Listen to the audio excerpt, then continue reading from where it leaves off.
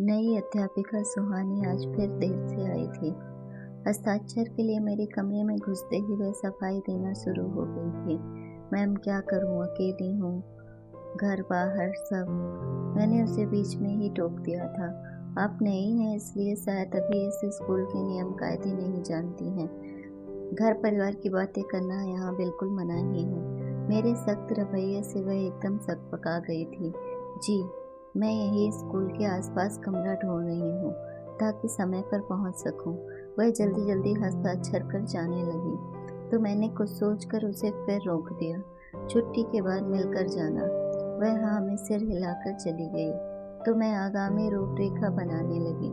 मेरे 1 BHK flat के लिए यह उपयुक्त किराएदार रहेगी। स्कूल के पास भी है।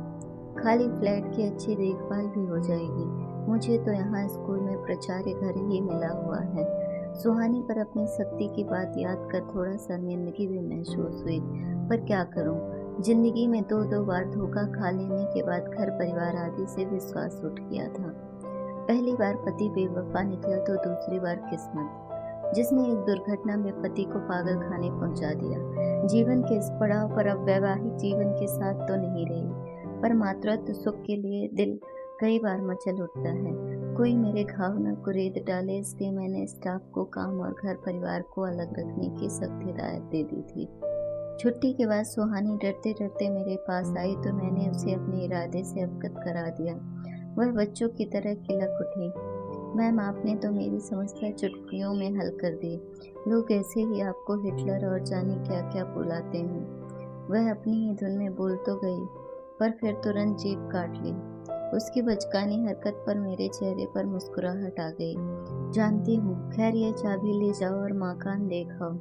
जैसे कि मुझे उम्मीद थी, सुहानी को मकान पहली ही नज़र में पसंद आ गया था। उसने झटपट शिफ्ट भी कर लिया। अपने स्वभाव के अनुरूप मैं अब भी उससे काम की ही बात करती थी। उसके शिफ्ट होने के बाद तो मैंने फ्लैट की तरफ झांका भी नहीं। सुहानी बधा बधाया किराया मेरे अकाउंट में जमा करा देती थी। इधर कुछ दिनों से वह आकस्मिक अवकाश ज्यादा लेने लगी थी। कभी तबीयत खराब होने के नाम पर आधी छुट्टी भी ले लेती थी। फिर मैंने उसके पेट में हल्का बुखार महसूस किया, जिसे वह बड़ी सफाई से दुपट्टे या शॉल से छुपा लेती थी। तो क्या वह विवाहित है? पर उसने तो कहा था अकेली हूँ। अच्छा, यहाँ अकेली रहती होगी, पति की नौकरी और कहीं होगी। उत्सुकता के बावजूद अपने ही उसूलों के कारण मैं उससे या किसी और से इस बारे में पूछताछ भी नहीं कर सकी। मेरा शक सही था।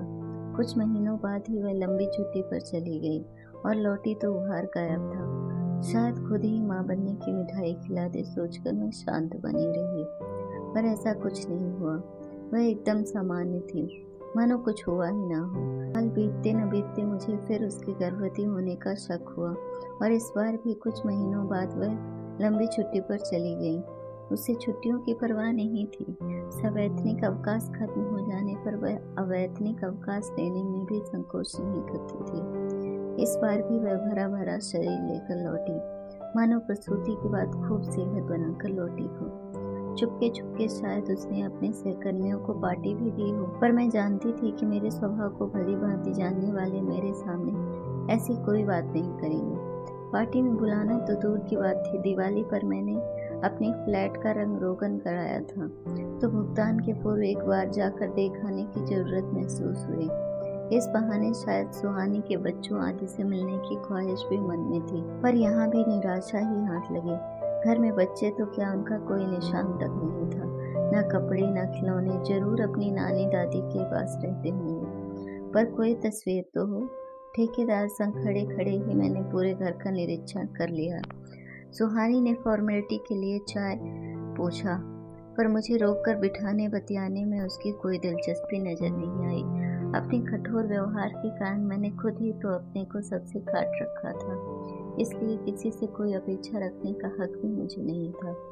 आश्चर्य तो तब हुआ जब सुहानी ने आकर मुझे बताया कि महीने भर बाद वह मकान खाली करने वाली है। आप चाहें तो दूसरा किराएदार देख लें, नहीं तो मैं लाऊं।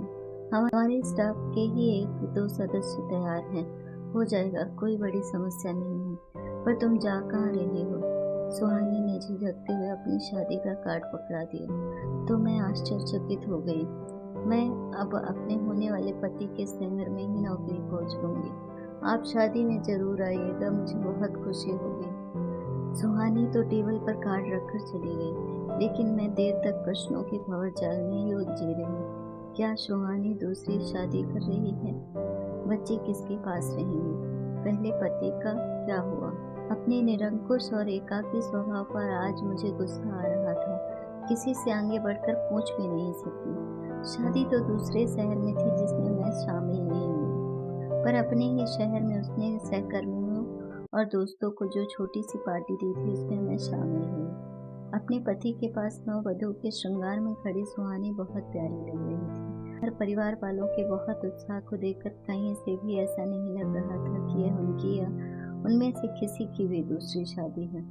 सब तरफ नजरें दौड़ाने के बाद भी मुझे दोनों छोटे बच्चों का कोई भी चिन्ह नजर नहीं आया। सुहानी ने अपनी माँ से मिलवाया। पापा ने तो नया नया बिजनेस शुरू किया है, इसलिए आ नहीं पाए। आप माँ से मिलिए।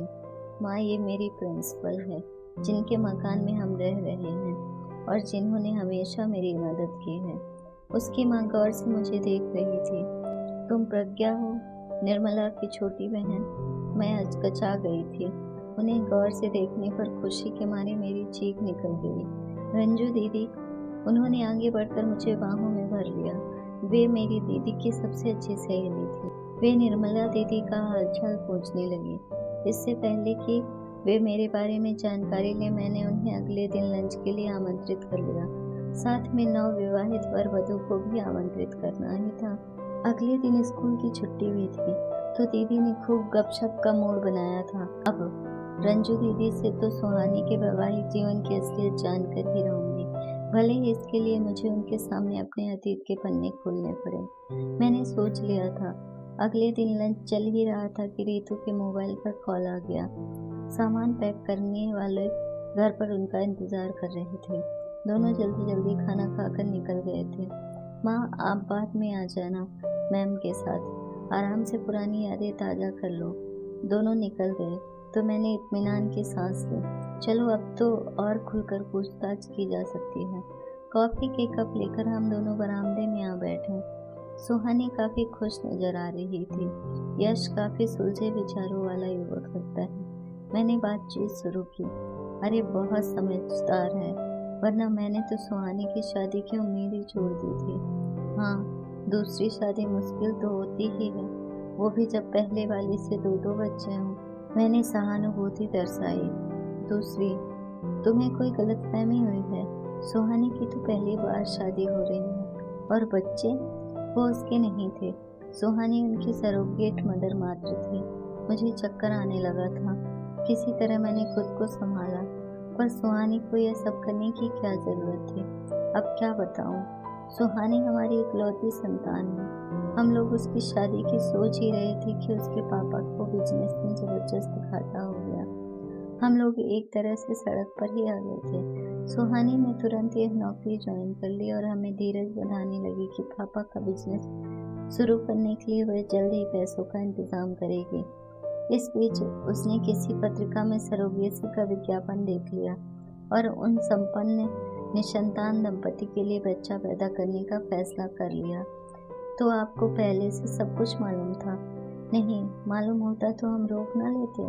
वह तो बच्चा पैदा कर सौंप देने के बाद हासिल मोटी रकम जब उसने हमें भेजी तो हम चौंके, पर उसने सफाई दी कि उसको बैंक से लोन मिल गया है और उसकी दयालु प्रिंसिपल मैम ने भी उसकी काफी मदद की। वह तो उन्हीं के घर में रहती भी है। नई नौकरी के बहाने वह काफी समय से हमसे मिलने भी नहीं आई थी, तो हमने उसकी बातों पर भरोसा कर लिया। पर दूसरी बार में मुझे शक हो गया। कड़ी पूछताछ करने पर उसमें सच्चाई उगलती थी। हम दोनों ही अपना आपा खो बैठे थे। उसे कुलच्छणी या संस्कारी जाने क्या क्या कह डाला। रंजू दीदी की आंखें उन पलों को याद कर भर आई थी। मैंने हौले से उनका हाथ सहलाया तो उनमें आगे बयां करने का हौसला आ गया। सुहानी सारे आक्षेप सुनती रही, फिर धीरे से पूछा, आप संस्कारी किसे मानती हैं? जो हमारी सभ्यता और संस्कृति के अनुसार व्यवहार करे वही ना। और हमारी सभ्यता और संस्कृति क्या है? क्या वही जो आप रोज रामायण और गीता में पढ़ती हैं? मैं प्रश्नवाचक निगाहों से उसे ताक रही थी कि उसने अगला प्रश्न उछाल दिया।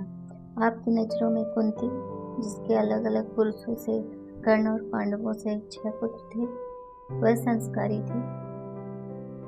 आपकी नज़रों में द्रौपदी, जिसके 5 पति थे, वह संस्कारी थी? तो फिर मैं असंस्कारी क्यों? कुंती ने अलग अलग इष्ट देव की आराधना करके अलग अलग पराक्रम वाले पुत्र पैदा किए। उसके पीछे वासना नहीं, एक अच्छा ध्येय छुपा हुआ था। तो आपको क्या लगता है मैंने ये सब वासना के वशीभूत होकर किया? मैंने अपने पेट में 9 माह तक एक भ्रूण को क्या वासना के कारण रखा? संतान के लिए तड़पते एक निसंतान दंपति को माता पिता बनने का गौरव दिलाना क्या अच्छा ध्येय नहीं है? उनसे प्राप्त रकम से पापा का बिजनेस शुरू करवाना क्या अच्छा ध्येय नहीं था? माँ कुंती के अनजाने में दिए एक आदेश से द्रौपदी 5 पुरुषों में बट गई थी, लेकिन मैंने द्रौपदी के लिए कहीं असंस्कारी या अपवित्र शब्द नहीं सुना।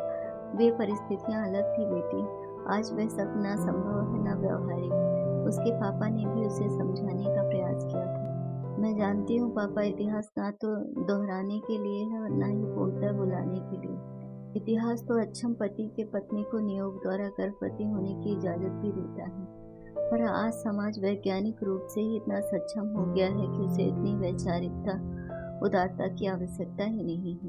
Surrogacy, sperm donation, test tube baby, egg freezing जैसे ढेरों विकल्प मौजूद हैं। बदलते समाज में बदलते प्रतिमानों को अपना व्यवहारिक बनाने का सबूत है, न कि असंस्कारी होने का। तो फिर हमसे यह सब छुपाया क्यों? क्योंकि मुझे डर था कि आप मुझे इमोशनली ब्लैकमेल कर कमज़ोर बना देंगे और ऐसा करने से रोक देंगे। आपकी अवहेलना करने का मेरा कोई इरादा नहीं था, लेकिन बेटी अब तुझसे शादी कौन करेगा? हमें इस बात को दबा कर रखना होगा। मैंने कातर स्वर में कहा था। मैं कुंती वाली गलती नहीं दोहराऊंगी माँ, जिसने बात को दबाए रखकर अनजाने में ही भाइयों को भाइयों के विरुद्ध खड़ा कर दिया था। मुझसे शादी करने वाले शख्स को मुझे मेरी सच्चाई के साथ स्वीकारना होगा, सुहानी ने दृढ़ता से कहा। लेकिन बेटी, ऐसा शख्स मिलना बहुत मुश्किल है, हमने समझाया था, पर सुहानी अड़ी रही। तो क्या यश सुहानी की सच्चाई जानता है? मैंने अपनी उत्सुकता निगाहें रंजू पर टिका दी थी। न केवल जानता है बल्कि उस सच्चाई का सम्मान भी करता है। वह खुद स्पर्म डोनेट करके कुछ निसंतान दंपतियों को संतान सुख दिलवा चुका है। वाह! मैंने मन ही मन उस प्रगतिशील खुले सोच वाले युगल को सलाम किया, जिसने मुझे मातृत्व सुख उठाने की नई राह सुझा दी थी। अगर आपको हमारी स्टोरी अच्छी लगी हो तो अपने दोस्तों के साथ भी शेयर कीजिए और कमेंट में ज़रूर बताइए कि कैसी लगी हमारी ये कहानी। और हाँ, चैनल को सब्सक्राइब करना ना भूलें। दोस्तों, चैनल को सब्सक्राइब करके आप मुझे सपोर्ट कर सकते हैं ताकि मैं ऐसी अच्छी स्टोरी आपके सामने ला सकूं।